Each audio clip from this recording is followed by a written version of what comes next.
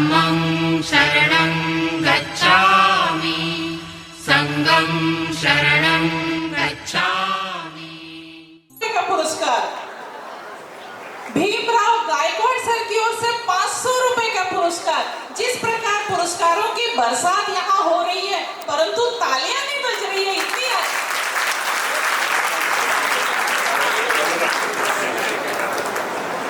भलीराम Bhojane sir की or से 1000 रुपए का तोहफा यहाँ इन बच्चियों को दिया गया है।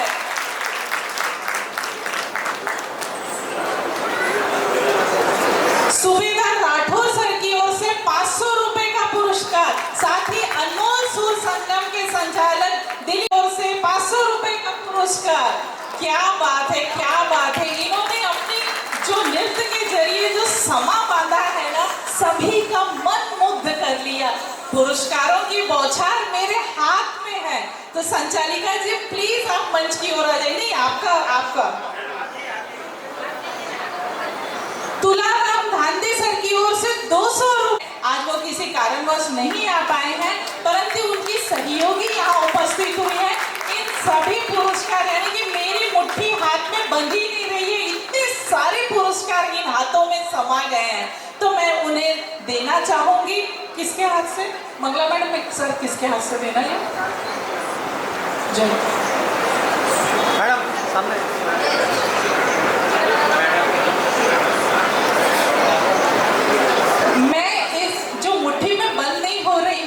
पुरस्कार जो मेरे हाथों ने थाम रखा है, मैं आदरणीय श्री राठौर सर से विनती करती हूँ कि इन सारी मुट्ठियों को खोल दे और उन बच्चियों को अपना आशीर्वाद दे। लीजिए सर प्लीज। सर आप भी आइए। हमको जो सिखाया क्या करना चाहिए, क्या नहीं करना चाहिए, इसलिए हमने उनको उनके उल्लास के लिए ये दान दे रहे, उपकार नहीं कर रहे। Thank you sir sir sir sir एक फोटो।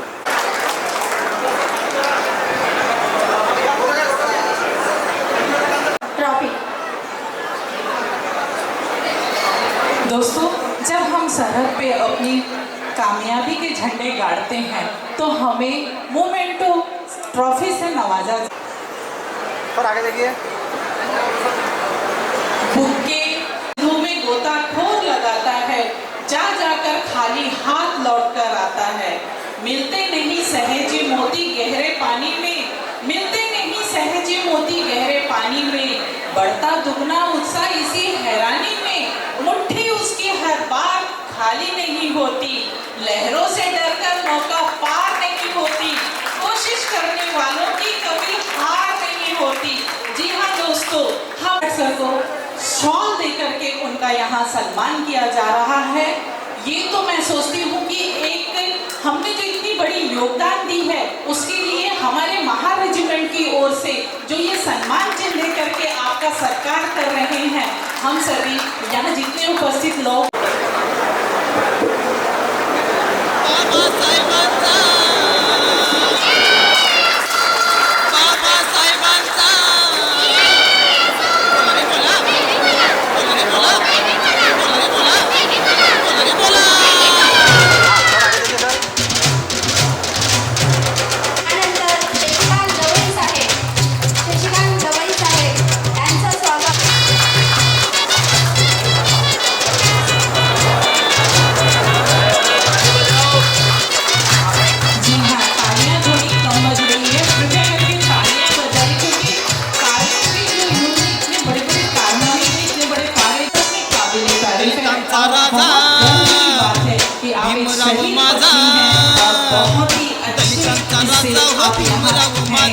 त्यांच्या जयंतीचा लैवाचा गाजा, तीन दलितांना हो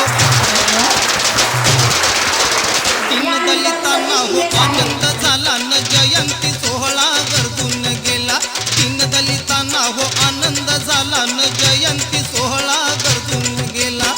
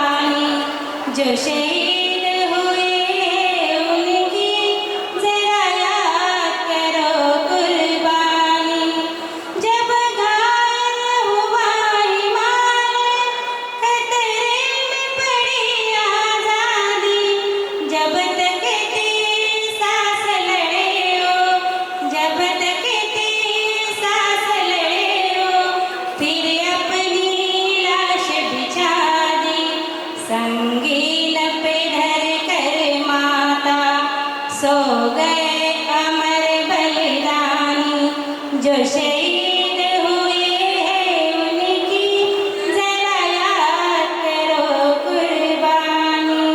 ए मेरे वतन के लोगों जरा आँख में भर लो पानी। जो शहीद हुए हैं उनकी जरा याद करो कुर्बानी।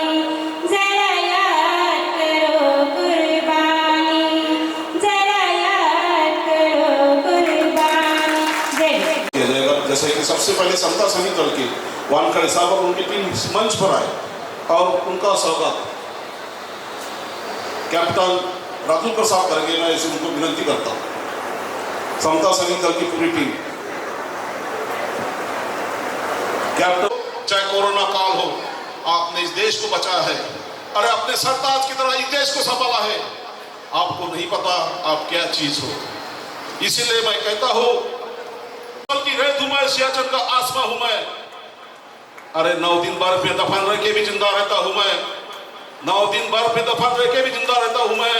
और अपने सांसों को टुकड़ों टुकड़ों में भर के रखता हूं मैं, क्योंकि मैं भारत का सैनिक हूं। अरे इन आदमजादों की क्या औकात, इन आदमजादों की क्या औकात। मैं तो कुदरत से नहीं डरता, मैं तो कुदरत से नहीं डरता, क्योंकि मैं भारत का सैनिक हूं। हर युवा प्राण के प्राण ले, हर युवा प्राण के प्राण ले। ना बढ़ाएंगे सड़क पे खून, अरे ना बढ़ाएंगे सड़क पे खून। तुम आंगन की रक्षा करो, मैं बॉर्डर की रक्षा करूंगा। तुम आंगन की रक्षा करो, मैं बॉर्डर की रक्षा करो, क्योंकि मैं भारत का सैनिक हूं। मैं दुश्मन से नहीं डरता, क्योंकि मैं भारत का सैनिक हूं। Thank you. क्या बात है। जरूरत पड़ी तो लहू का एक एक कतरा देकर इस धरती का हम कर्ज चुकाएंगे। जी हाँ दोस्तों, हमें गर्व है कि हम भारतवासी, हम यहाँ माजी सैनिक, आजी सैनिक के तौर पर अपने फर्ज अदा करके आज यहाँ हम स्वागत समारोह चिंगारी डांस ग्रुप को मंच की ओर से सम्मान आमंत्रित करना चाहती हूँ। वे यहाँ आकर के अपनी माँ आदत की पत्नी के तौर पर वे सभी अपने नृत्य के माध्यम से उनकी सुपुत्री और उनका टीम यहाँ प्रस्तुत करने जा रहे हैं। तो जोरदार तालियों से चिंगारी डांस ग्रुप का स्वागत करें प्लीज। साथ में ही क्या जी हाँ, कार्यक्रम थोड़ा सा लंबा होने के कारण चिंगारी डांस एकेडमी की ओर से जो नृत्य यहाँ प्रस्तुत यहाँ होगा, साथ अगर सलाम करें उनको जिनके हिस्से में ये मुकाम आता है। खुश नसीब होता है वो खून जो हिंदुस्तान और भारत देश के काम आता है, भारत देश के काम आता है। मी दिव्यानी विनोद चौहान चिंगारी ग्रुपचे प्रतिनिधित्व करत आहे। आपण सारे इथे जमलो आहोत एका अत्यंत अभिमानास्पद प्रसंगासाठी, आपल्या महार रेजिमेंट स्थापना दिनासाठी। भारतीय सैन्याच्या इतिहासात महार रेजिमेंटने शौर्य, धैर्य आणि बलिदानाची सुवर्ण अक्षरांनी कोरलेली गाथा लिहिलेली आहे। भारतीय सैन्यात प्रत्येक रेजिमेंट सैनिकांच्या शौर्यासोबतच त्यांच्या कुटुंबाच्या त्यागाची गोष्ट सांगत असते।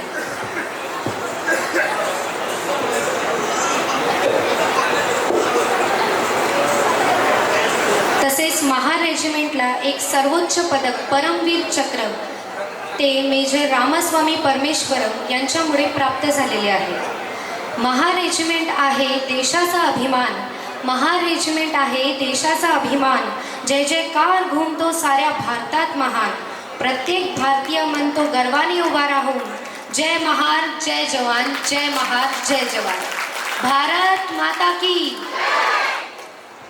नोटों में लिपटकर सोने में सिमटकर मरते हैं कई लोग, मगर तिरंगे से खूबसूरत कोई कफन नहीं होता, कोई कफन नहीं होता। काही कथा पुस्तकात से भी आंसू सब सह गया, मगर वतन की राह से कभी ना भटक गया। हंसते हंसते जान वो अपनी कुर्बान कर गया, माँ की गोद खाली मगर तिरंगा भर गया, मगर तिरंगा भर गया। एका छोट्या खेड्यात गरिबीने झाकलेल्या घरात 4 भावंड, 3 बहिणी, 1 भाऊ। बाबा फारसे काही करत नव्हते व आई लोकांच्या घरी भांडी घासून कपडे धुवून घर चालवत होती। त्यावर गावातील लोकांची चर्चा। नमस्कार भाऊ. नमस्कार. अरे काय चालू आहे? विचार. कोणाचा? ह्या घराचा. काऊन काय झालं? अरे ह्या घराले तर काही भविष्यच नाही आहे. शिकून काय होणार? पैसा नाही, पाणी नाही, गरिबाचे लेकरं. अरे एकच तो पोरगा आहे, तीन बहिणी डोक्यावर आहे, वावर नाही, धुरा नाही. माझ्या कामाने गेली तू उपाशी राहा लागते. काळचे तर वांदे होतात, बाप घरी पडला राहते. काय करणार तरी किती? कोणाकोणाला पोचणार? ओ काका, काही नका बोलू. मी मोठा नाही, मी जाईन आणि सगळं बदलून टाकेन. आपल्याला काय करावं लागते, जाऊ द्या. लहानपणापासूनच जसं जगण्यासाठी लढणं तो शिकून गेला होता. अनेक संकट, भूक, टोमणे हे सगळं सहन करून तो तरुण झाला. दिवसभर शाळा, बाहेरचे काम करून रात्रीचा कंदिलात अभ्यास करायचा. शनिवार रविवाराला की शेतात काम करायला जायचा.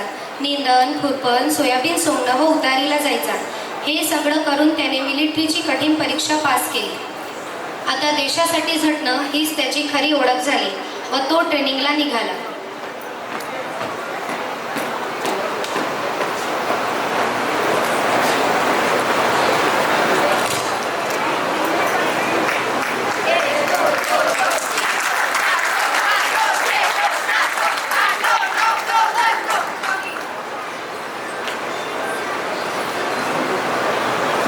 घरची परिस्थिती दिवसेंदिवस कठीण होत चालली होती. विजय सैन्यात भरती झाला होता. ट्रेनिंग सुरू झाल्यामुळे तो घरी फारसा येऊ शकत नव्हता. त्याच्या ट्रेनिंग दरम्यान घरचं ओझं आईच्या खांद्यावर होतं. रोजच्या जेवणा खाण्यापासून लेकरांच्या शिक्षणापर्यंत सगळं बघताना आईला पैशांची कमतरता नेहमीच जाणवत होती. यातच मोठ्या मुलीचं वय होत आलं. गावात लोक कुजबुजायला लागले. मोठी मुलगी आहे, आता लग्न लावायला पाहिजे, नाहीतर लोक काय बोलतील, हे ऐकून आईचं मन अधिकच तुटायचं. एका बाजूला आर्थिक तंगी तर दुसऱ्या बाजूला मुलीच्या भविष्याची काळजी. आई एकटीच उशिरापर्यंत विचार करत बसायची. घरातले जुने दागिने, थोडं शेत जमिनीवरचं कर्ज आणि नातेवाईकांकडून उधार घेऊन त्यांनी कसंबसं लग्न ठरवलं. लग्नासाठी फारसा थाटमाट नव्हता, पण गावातल्या मंडळींना बोलावून साधं पण मनापासून आईबाबांनी मोठ्या मुलीचं लग्न लावून दिलं व आशीर्वाद देऊन तिला सार केले. आईच्या घामाचा प्रत्येक थेंब मुलाच्या स्वप्नात बदलला व तो दिवस आला ज्या दिवशी गरीब घरचा मुलगा वयाच्या 21व्या वर्षी देशाचा जवान झाला. ट्रेनिंग संपली.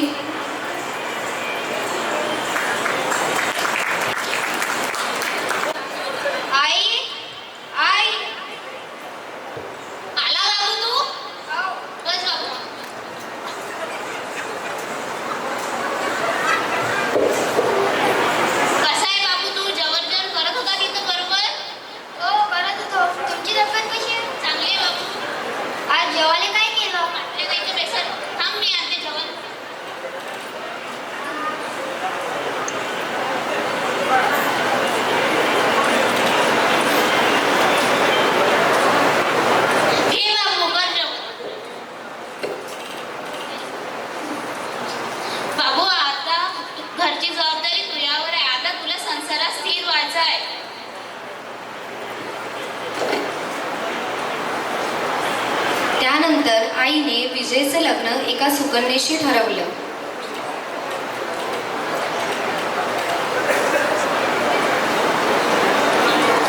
आता लग्नाच्या दिवशी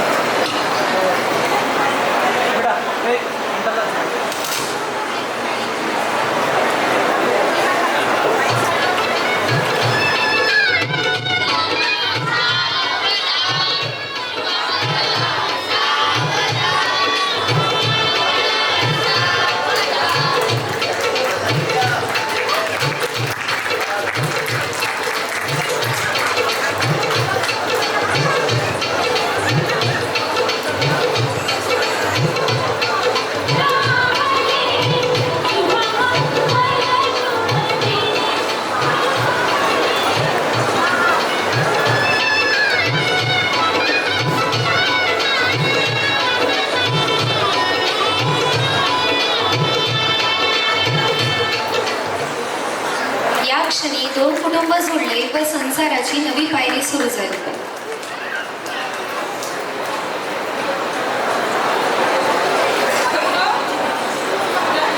अंतरावर 2 कन्यारत्न प्राप्त झाले. विजय सुट्टीवर आला व मुलीच्या जन्माची बातमी सांगत सर्वांना मिठाई वाटली.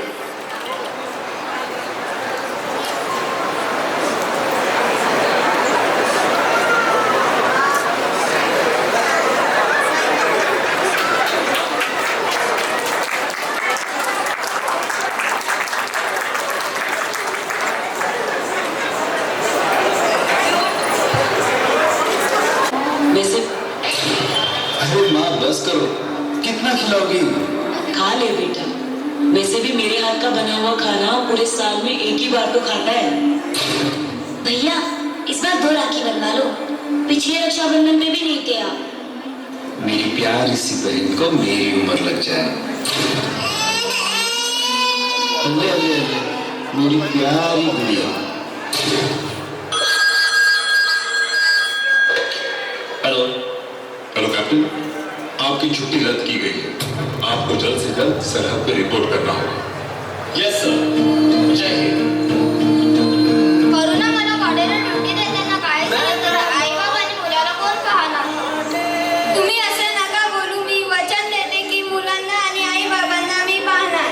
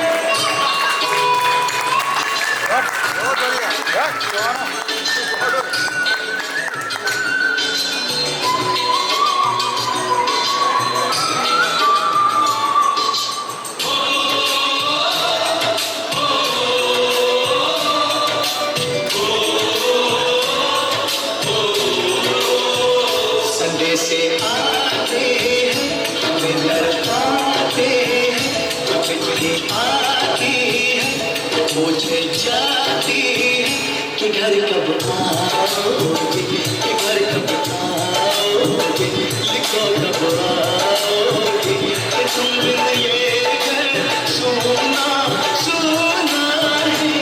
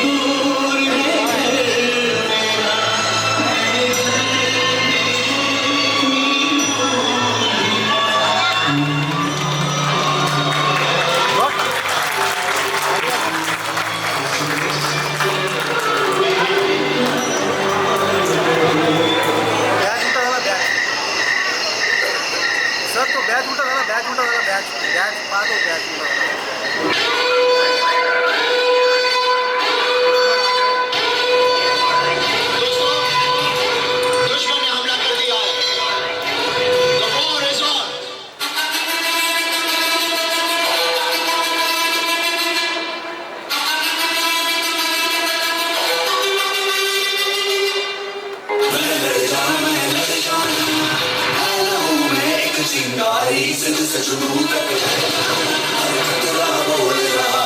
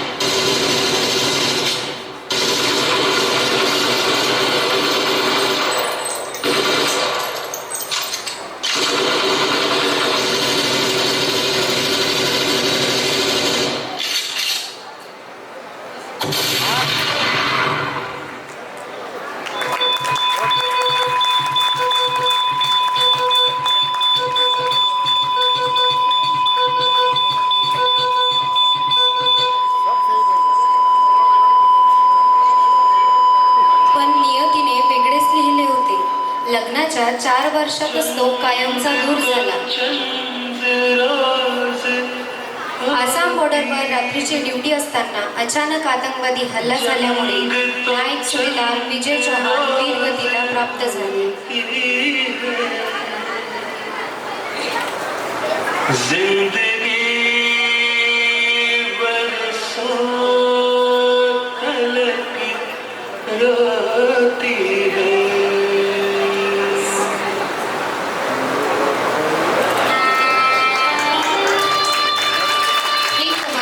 बरोबरच त्यांचा परिवार व गावातील लोक त्यांच्या आगमनाच्या तयारीला लागले.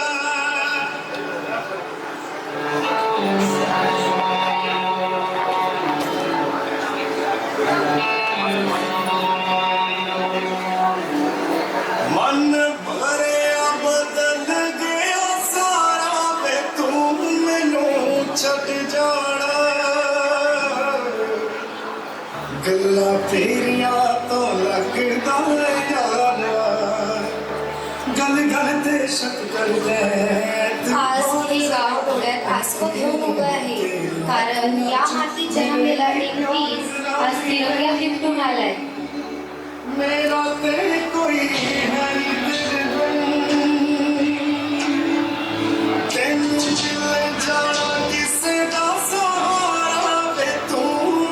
एका आईचा मुलगा गेला, एका पत्नीचा पती, 2 मुलींच्या डोक्यावर आशीर्वाद देणारा हात गेला.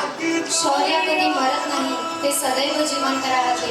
म्हणून तर म्हणतात ना, एक जवान शहीद होऊन पण सदा अमर असते, सदा अमर असते.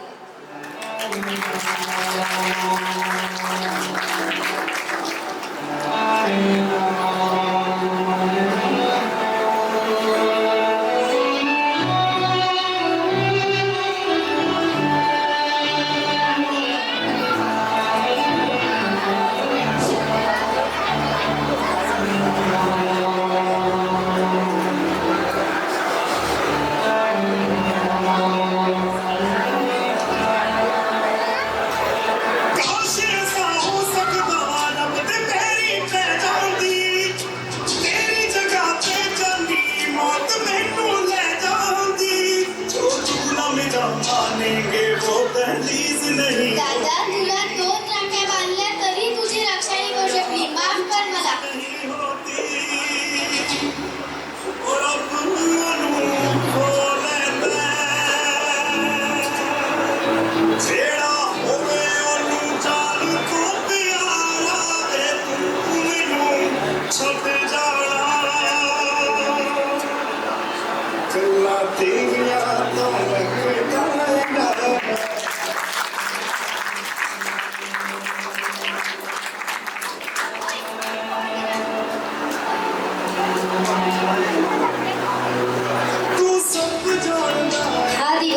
गावाच्या इतिहासात कायम राहील.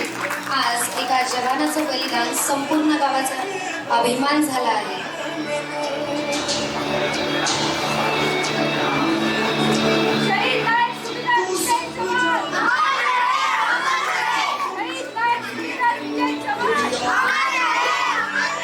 शहीद नायक सुभेदार विनोद चौहान.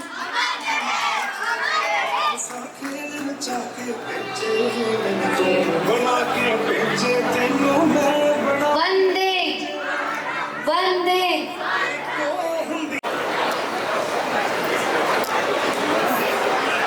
अरे काय कळलं बाईचं लहान मुलाला सोबत घेऊन जाते कायलेच वाकी करा लागते. हायस किती 23-24 वर्षाची लग्न करून घ्यायला पाहिजे. कमी वयाची आहे, पाहायला पण चांगली आहे, लग्न करून घ्यायला पाहिजे.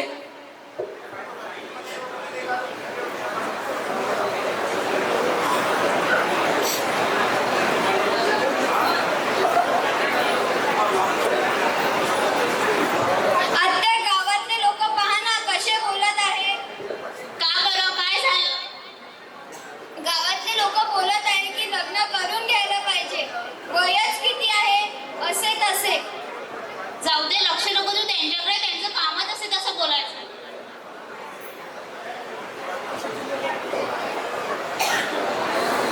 काय दादा काय सुरू आहे? काही नाही गोष्टी. काहून काय झालं? या चव्हाणच्या घरची सून कमी वयाची आहे, पाहायला पण बरी आहे, लग्न लावून द्यायला पाहिजे. हो दादा बरोबर आहे. लहान लहान लेकरं आहेत त्यांच्यासाठी काही तर करावं लागेल. पुढे शाळा आहे, अभ्यासानंतर लग्नवार आहे. कमी वयाची आहे, कोणाबरोबर हात धरून चालली गेली तर आजकाल कोणाचं काय सांगता येते. रोज दिवस निघाला की गावातील लोकांचं हेच सुरू असायचं. कारण लोकांच्या तोंडाला झाकणं थोडी आहेत, काहीही बोलतील. घरात कोणी शिकलेलं नाही, सगळं एकटेच सांभाळावं लागते. कठीण आहे दादा. मी जे म्हणतो तेच खरं. करून आम्ही दुसरं लग्न केलं तर त्याचं जीवन सुधारणार. ओ ताई काही नका बोलू. हो खरं आहे, आयुष्य जगणं कठीण आहे. पण मी एका शहीदाची पत्नी आहे. माझ्यासाठी ते आजही माझ्यासोबत जिवंत आहे. त्यांच्या आठवणी, त्यांची हिंमत आणि या 2 लेकरांचं भविष्य माझ्या जगण्याचा एक आधार आहे. मी दुसरं लग्न करण्याचा विचार सुद्धा करू शकत नाही. मी जे त्यांना वचन दिले होते ते मी मरेपर्यंत निभवणार. हा एक प्रसंग नाही तर ही त्या प्रत्येक स्त्रीची कहाणी आहे ज्या कमी वयात विधवा होतात, वीर नारी होतात. पण दुनिया विचारते पुढे कसे होणार, काय होणार. समोरच्या व्यक्तीबद्दल न विचार करता आपल्या दृष्टिकोनाने लोक कसे काय बोलतात की ही बाई कुणाही बरोबर पडून जाणार. करुणा एकटी आहे पण तिचं मन दुर्बळ नाही. कारण तिच्या अंगात वीर जवानाची शक्ती आहे आणि 2 लेकरांचं भविष्य हातात आहे. लोकांनी कितीही चर्चा केली ती झुकली नाही, ती घाबरली नाही. तिने सर्व दुःख पचवलं. कोणी लग्न करून द्यायला म्हटलं तर कोणी लग्न करायसाठी, कोणी पडून जाणार म्हटलं. आजपर्यंत तिने डोळ्यातला अश्रू डोळ्यात ठेवला. एका आशेचा दिवा पेटवला. जे वचन दिले होते ते निभवले आणि निभवणार. आज जी करुणा गावासमोर उभी आहे ती एका शहीदाची पत्नी, एक वीर नारी, एक जबाबदार सून, एक जबाबदार आई आणि एक खरी माऊली जिने स्वतःचं आयुष्य आपल्या 2 मुलींच्या भविष्यासाठी समर्पित केलं. वीर जवानाचे बलिदान खाली नाही जाऊ दिले व त्या मुलींना शिकवून मोठं केलं. तेच खरी चिंगारी आहे जी अंधारातही प्रकाश देते.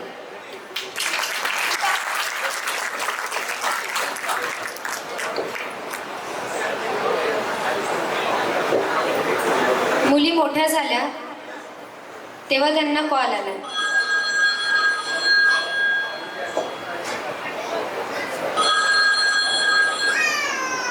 जय हिंद मैडम. जय हिंद सर. श्रीमती करुणा चौहान जी से बात हो रही है? हाँ जी बोलिए. मैं major Prajwal Bhagat 2nd Bihar regiment Danapur Bihar से बात कर रहा हूँ. हाँ जी बोलिए. आपको मिलिट्री बेस कैंप पुलगांव सम्मानित करने के लिए पूरी टीम की तरफ से आमंत्रित करता हूँ और आग्रह करता हूँ कि आप आए. जय हिंद मैडम. धन्यवाद. Military base camp Pulgaon.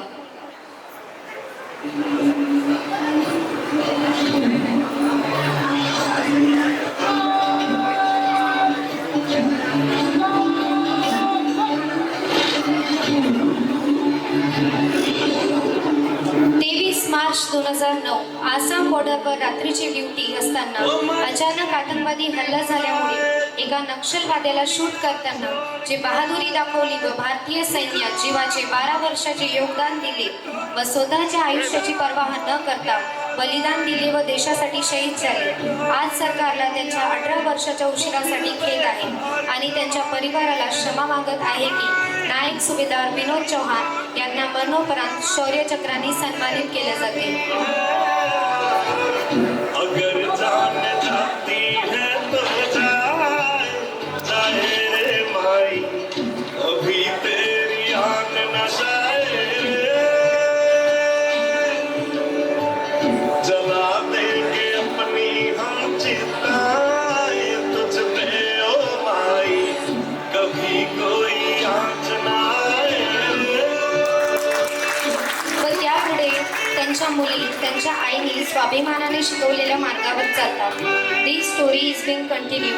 मला अभिमान आहे हे सांगताना की मी त्याच वीर जवानांची मुलगी आहे, नायक सुभेदार विनोद चव्हाणची.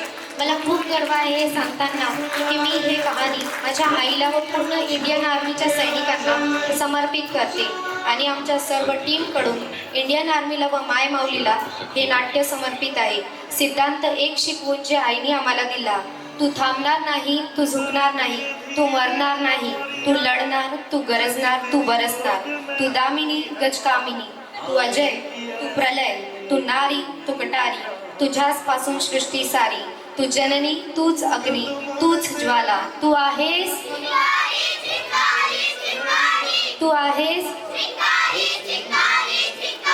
भारत माता की जय. जय हिंद. धन्यवाद. कृपया आए यहाँ पर और अपना 2 मिनट के लिए समय दे. हरीश मोटे सर की ओर से 500 रुपए. समय कमी होने की वजह से आकाश वानकर को राग करके जिस राग से चिंगारी बनती है उसे शक्ति नारी कहते हैं. बिल्कुल प्लीज साक्षी मैम, कमाल. सशक्तिकरण का उदाहरण दिव्यांगी ने यहाँ दिखा करके ये प्रकट कर दिया है कि हम भी किसी से पीछे नहीं है. उनकी मम्मी को इतना प्राउड फील हो रहा होगा कि उनकी बेटी काबिल तारीफ है. Salute to you. एकदा आपल्या सगळ्यांना जोरदार नारा द्यायचा आहे. छत्रपती शिवाजी महाराज की. आवाज नाही आहे. छत्रपती शिवाजी महाराज की. छत्रपती संभाजी महाराज की. राष्ट्रमाता राजमाता जिजाऊ माँ साहेब की. डॉक्टर बाबासाहेब आंबेडकर की. भारत माता की जय. इसे कहते हैं आवाज. बिल्कुल. सर्वप्रथम मी अभिवादन करते. जगण्याचा अधिकार दिला ते डॉक्टर बाबासाहेब आंबेडकर यांना. व अभिवादन करते या मातीला जिने स्वीकारले सर्व धर्म आणि जातीला. आदरणीय मंच, या मंचावर उपस्थित सर्व सन्माननीय अतिथीगण आणि या मंचाची एक खासियत आहे की या मंचावर जुन्या सैनिकांपासून सगळे नवीन पिढीतले सैनिक देखील या मंचावर उभे आहे. असं कर्तव्यनिष्ठ मंच या ठिकाणी.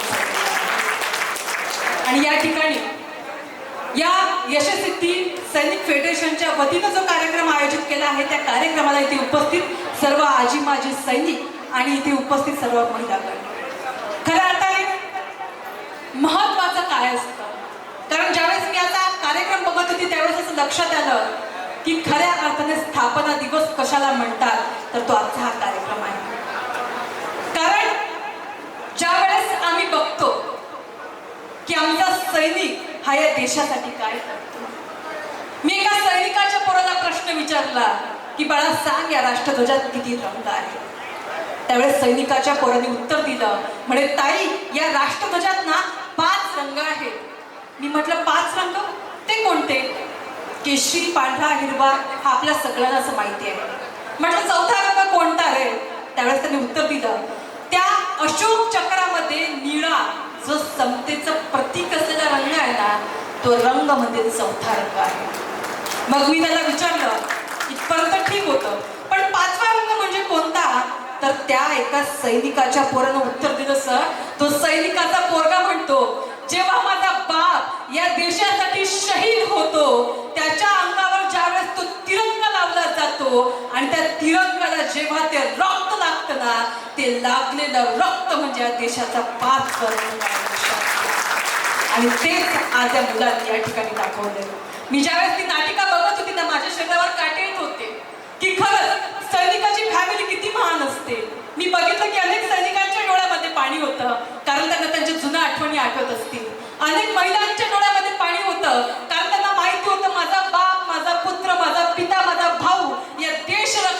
राज्यासाठी या देशासाठी लढतोय तिथे प्राण बलिदान देतोय, खरंच सोपं नसतं सैनिकाचं जीवन आणि इतकं सोपं नसतं त्याच्या फॅमिलीचं जीवन देखील. कारण त्यांना माहिती असतं आमचा बाप लढतोय. आमचे वडील ज्यावेळेस बाहेर जातात आम्ही 2-2 वेळा फोन करून त्यांना विचारतो, बाबा तुम्ही कुठे आहेत, कसे आहेत? अरे तुमच्या घरचा माणूस, तुमच्या घरचा पोरगा अहोरात्र त्या सीमेवर लढत असतो. तुमच्या मनावर काय बितत असेल ना हे तुम्हालाच माहिती आहे. आणि म्हणून मी म्हणतो की या देशातल्या सैनिकांचं शौर्य कसं वाढेल, तो कसा लढत राहील, तर या देशाने एकनिष्ठ राहणं म्हणजे त्यांचं शौर्य वाढवणं आहे. वंदे राष्ट्रसंत श्री तुकडोजी महाराज म्हणतात की खऱ्या अर्थाने या देशासाठी महत्वाचं काय आहे, तर या देशासाठी महत्वाचं आहे या देशातला नागरिक, पण त्याचबरोबर या देशासाठी लढणारा हा सैनिक आहे. आणि महार रेजिमेंटची स्थापना, महार रेजिमेंटची शौर्यगाथा तीच सांगते. डॉक्टर आंबेडकर म्हणतात की इतिहास विसरून कधीच इतिहास घडवला जात नाही, आणि तितकंच सत्य आहे. कारण ज्यावेळेस आम्ही सगळे लोक 1 जानेवारीला स्वतःचा दिवस हॅपी न्यू इयर साजरा करत असतो ना, त्यावेळेस मात्र महार रेजिमेंट आपला शौर्य दिन साजरा करत असतात आणि मोठ्या आनंदानं आणि सन्मानानं आपल्या इतिहासाला सलामी देत असतात. हे काम या महार रेजिमेंट. डॉक्टर आंबेडकर म्हणतात की Mahar is a martial race, आणि आहे. कारण बऱ्याच लोकांचं म्हणणं आहे की महाराष्ट्र याचं नाव कसं पडलं, तर कोणी म्हणतं महान असं राष्ट्र, कोणी म्हणतं महाराष्ट्र राष्ट्र. पण सगळ्यात महत्वाची गोष्ट काय आहे, महाराष्ट्र आणि मराठी भाषा ही महार आणि रट्टवंश यांच्या मिलापाने तयार झालेली आहे.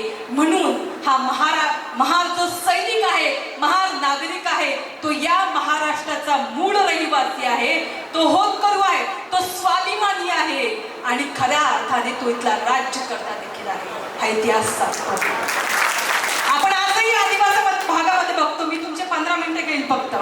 आदिवासी समाजामध्ये बघतो तिथला मेन लीडर नाही ना, त्या मेन लीडर समोर नाग किंवा नाईक लावलं जातं. याचं कारण नागवंशापासून ते आलेलं आहे आणि हे नागवंशीय लोक तिथले प्रमुख मेन सरदार होते. पण ज्यावेळेस हा इतिहास आम्ही बघतो असं लक्षात येतं की ज्या महाराजांनी या महाराष्ट्राला परमवैभवाला चढवलं त्यांनाच कुठे ना कुठे सामाजिक, आर्थिक आणि राजकीय गुलामगिरीला समोर जावं लागलं. याचं कारण होतं महार वतन. इथला गावाकडचा महार हा परंपरागत तो गुलामगिरीत जात होता. विदर्भ प्रांतातला महार देखील गुलामगिरीत जात होता. विरा शिंदे म्हणतात की इथला जो महाराजांची ख्याती अशी होती की इंग्रजांच्या काळामध्ये सरकारी खजिना सरकारपर्यंत व्यवस्थित पोहोचवण्याचं काम हे महाराजांनी केलेलं होतं. इतकंच नाही तर जे सत्ता येईल त्यांच्यासोबत प्रामाणिक राहण्याचं काम महाराजांनी केलं होतं. ती मराठीशाही असो, मोगलाई असो, आंगलाई असो, कोणतंही राज्य असलं तर महाराजांनी हे काम केलं होतं. आणि ही गोष्ट मुघलांनी जाणली. त्यांनी महाराजांच्या हातात शस्त्र दिले, त्यांना लढायला शिकवलं आणि इथून खऱ्या अर्थाने त्यांना 52 हक्काची सनद प्राप्त झाली. त्यांना राज्यकारभारात एक छोटासा भाग मिळाला. ही 52 हक्काची सनद देण्याचं काम खऱ्या अर्थाने कोणी केलं असेल तर एक आपल्यातलाच एक महार होता, विठू महार. दुसरा महार होता अमृत महार, की एक दामाजी पंत नावाचा एक ब्राह्मण होता की ज्याच्याकडे काम होतं सरकारी साठवणुकीतलं धान्याचं संरक्षण करायचं. एका ठिकाणी दुष्काळ पडला आणि त्याने सगळं धान्य वाटून दिलं. त्याच्या अंडरमध्ये काम करणारा होता विठू महार, ज्याच्याकडे कोतवालीचं काम होतं. आणि मग त्याने काय केलं तर त्याने सारा वसुली करण्यासाठी तो गेला. त्या ठिकाणी त्याचा अपमान करण्यात आला. मग त्यांनी ठरवलं की आपण आपल्याच तरुणांची फौज तयार करायची, वाटमारी करायचं काम करायचं, श्रीमंतांकडून धान्य घ्यायचं, ते गरिबांना वाटायचं. हे काम विठू महार यांनी सुरू केलं. सरकारनं दामाजी पंतांना आदेश दिले, एक तर तुम्ही आमचं धान्य जप्त करा, धान्य द्या, नाहीतर देहदंडाची शिक्षा घेण्यासाठी तयार राहा. मग विठू महार यांनी काय केलं असेल तर विठू महार यांनी दामाजी पंतांचा जीव वाचवला आणि ती 52 हक्काची सनद लिहिण्याचं काम जे कोणी केलं होतं ते या ब्राह्मणाने केलं होतं, जो एक सात्विक आणि चांगला ब्राह्मण होता आणि त्याच्यातून मुक्त झाला तो विठू महार. हा सगळा इतिहास आहे. अमृतनाथ महार हा कसा महार होता, जो पेशव्यांच्या पत्री राहायचा. पेशव्याची बायको कोणीतरी घेऊन गेलं, तिला आणण्याचं काम खऱ्या अर्थाने अमृतनाथ महाराने केलं आणि खऱ्या अर्थाने त्याच्यापासून ही 52 हक्कांची सनद ही महाराजांना प्राप्त झाली. हा सगळा आपल्याला असलेला इतिहास आहे. मराठी शाहीत सगळ्यात चांगलं काम महाराजांनी केलं. मराठी शाहीमध्ये वैरागड किल्ला राजाराम महाराजांच्या काळामध्ये सोडवण्याचं काम ही महाराजांनी केलं. ज्यावेळेस आपल्या रायगडावर इंग्रजांनी हल्ला करण्याचा प्रयत्न केला, त्यावेळेस त्या रायगडावर वाचवण्याचं काम, रायगड 15 दिवस लढवण्याचं काम रायनाथ महाराजांनी केलं. इतकंच नाही तर छत्रपती शिवाजी महाराजांच्या कामामध्ये, कारण महाराजांना माहिती होतं आपल्याला स्वराज्य पाहिजे, मग हे स्वराज्य देण्याचं काम इथल्याच मातीतले लोक करतील. मग हे मातीतले लोक कोणते होते? ही महार मंडळी होती. मग त्यांनी काय केलं तर त्यांनी लष्करीचं काम दिलं, गुप्तहेराचं काम दिलं. लष्करात फौजेत जिथं जिथं चांगल्या माणसांची गरज होती तिथं तिथं महाराजांनी यांना काम केलं. आणि इथून खऱ्या अर्थाने हा इतिहास जो आजपर्यंत या वर्तमानात देखील आहे. कारण भविष्य का घडत असतं तर भविष्य हे इतिहासातून घडतं. आणि भीमा कोरेगावचा संग्राम देखील हा इतिहासातून घडलेला होता. कारण प्रत्येक महाराजाला असं वाटत होतं पूर्व आशियातली सगळ्यात मोठा संग्राम हा भीमा कोरेगावचा संग्राम होता. प्रत्येकाला असं वाटायचं आम्ही माणूस म्हणून जन्माला येतो ना, बघा मला माणसाचा अधिकार का नाही. ही लढाई त्यांच्या विरोधात होती. ज्यांना आयुष्यभर जनता हातात गाडगं आणि पाठीला खराटा आला ना, त्या खराट्याच्या विरोधात भीमा कोरेगावचा संग्राम होता. हा संग्राम प्रत्येक व्यक्तीला आपला अधिकार देण्याचा संग्राम होता. हा संग्राम क्रोधातून जन्माला आलेला संग्राम होता. ज्यावेळेस 1817 मध्ये इंग्रज आणि पेशवे यांच्यातले संबंध हे विकोपाला गेले, त्यावेळेस मात्र या संग्रामाची सुरुवात झाली. इंग्रजांना असं वाटत होतं की आपण महाराणा हातोशी घ्यायचं आणि पेशव्यांच्या विरोधात लढायचं. ही गोष्ट पेशव्यांना माहिती पडली, ही गोष्ट महाराजांना माहिती पडली. आणि म्हणून आपण आपली भूमिका ही पेशव्यांसमोर मांडावी, यासाठी पेशव्यांचा महाराजांचा मेन सरदार सिद्धनाथ नाईक हा पेशव्यांची भेट घेण्यासाठी गेला. पेशव्यांनी पहिल्यांदा भेटीसाठी नकार दिला, पण मोठ्या मुश्किलीने ते त्या ठिकाणी गेले. ते दरबारात आले. सिद्धनाथ महार यांनी म्हटलं जोहार मायबाप. त्यावेळेस पेशव्यांनी भुया उंच करून विचारलं का, कशासाठी आलं तिथे, काय काम होतं तुम्हाला. त्यावेळेस सिद्धनाथ महार म्हणतो की मायबाप आम्हाला तुमच्या विरोधात लढायचं नाही, आम्हाला तुमच्या सोबत लढायचं आहे. आम्हाला इंग्रजांसोबत लढायचं नाही, आम्हाला आमच्या हिंदू धर्मियांच्या बांधवांच्या विरोधात लढायचं नाही, आम्हाला तुमच्या सोबत लढायचं आहे सरकार. पण मला एक सांगा की तुमच्या सोबत लढल्यानंतर आम्हाला तुमच्या फौजेत आणि तुमच्या राज्यात काय अधिकार मिळेल, आमचं स्थान काय राहील. त्यावेळेस मात्र पेशव्यांनी म्हटलं की आमचं काहीही झालं तरी चालेल, पण तुमचं स्थान जे आहे तेच राहील, ते कधीच बदलणार नाही. पण हे शब्द ज्यावेळेस सिद्धनाथ महार यांनी ऐकले, हो गई है पीर पर्वत से पिघलनी चाहिए, इस हिमालय से नई गंगा निकलनी चाहिए. सिर्फ हंगामा खड़ा करना मेरा मकसद नहीं, सिर्फ हंगामा खड़ा करना मेरा मकसद नहीं. मेरी कोशिश है कि ये सूरत बदलनी चाहिए. मेरे सीने में नहीं तो तेरे सीने में सही वो आग जलनी चाहिए, वो आग जलनी चाहिए. जय हिंद, जय भारत, सत्यमेव.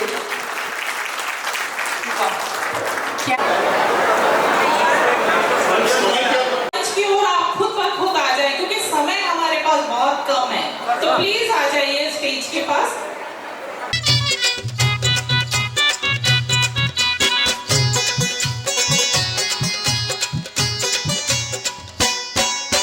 भीम जयंती जणू दिवाळी, खूप सजवती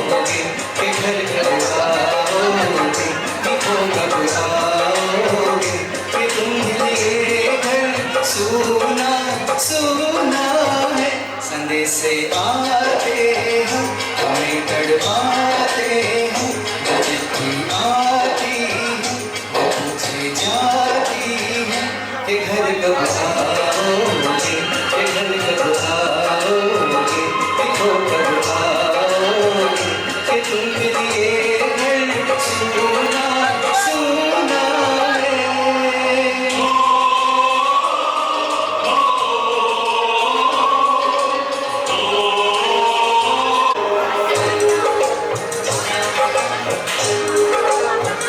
कभी एक ममता की प्यार की गंगा की जो चिट्ठी आती है साथ वो लाती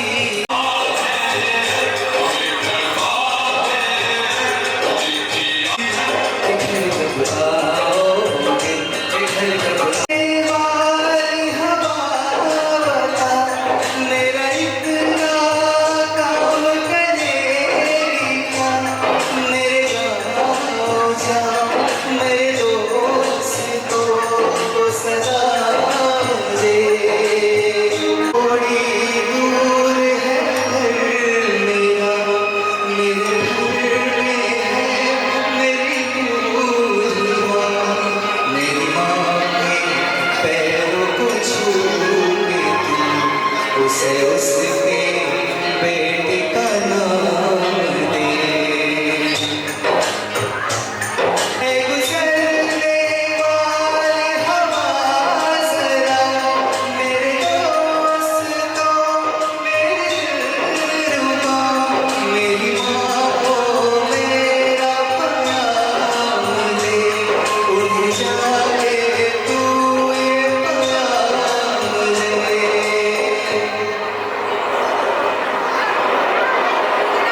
मैं वापस आऊंगा, मैं वापस आऊंगा, फिर अपने गाँव में उसी की छाँव में कि माँ के आंचल से, गाँव के पीपल से, किसी के काजल से किया जो वादा था वो निभाऊंगा।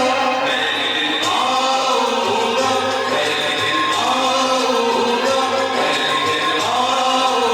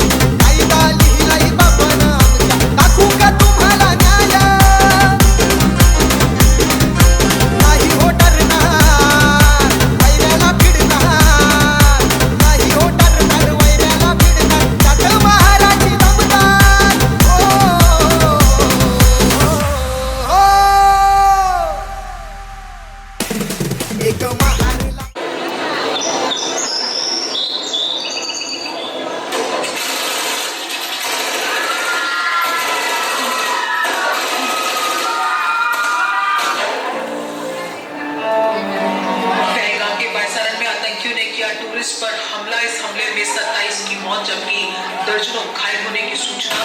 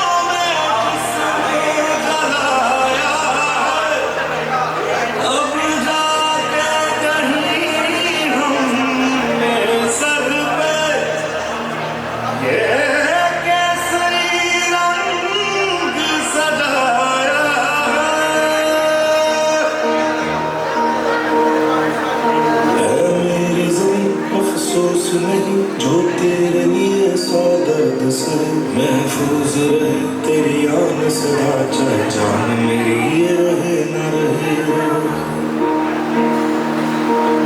मेरी ज़मीं महबूब मेरी नस नस में तेरा इश्क बहे फीका न पड़े कभी रंग तेरा जिस्मों से निकल के खून कहे।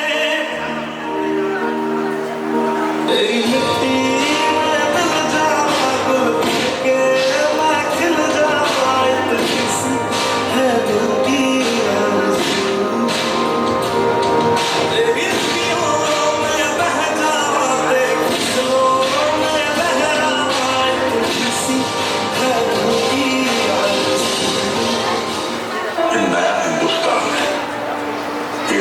घुसेगा भी और मारेगा भी।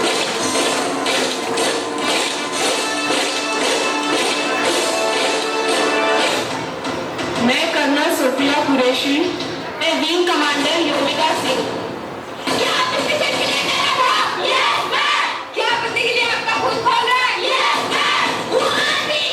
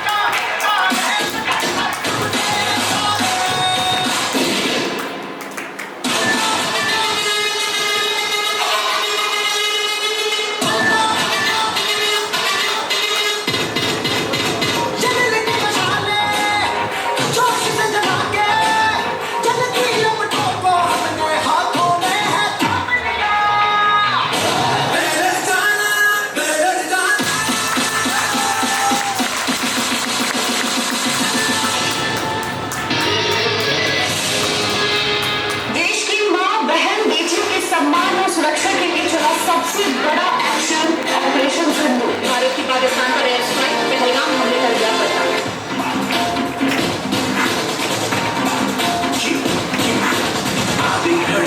सबसे बड़ी